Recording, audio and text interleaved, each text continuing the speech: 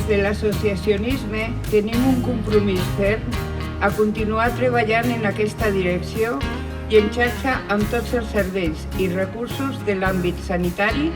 social i educatiu. Per tot això demanem la posada en marxa de polítiques públiques i plans d'acció de totes les administracions per prevenir el suïcidi i crear un Pla Nacional de Prevenció de la Mort per Suïcidi amb la inversió necessària per desenvolupar-lo.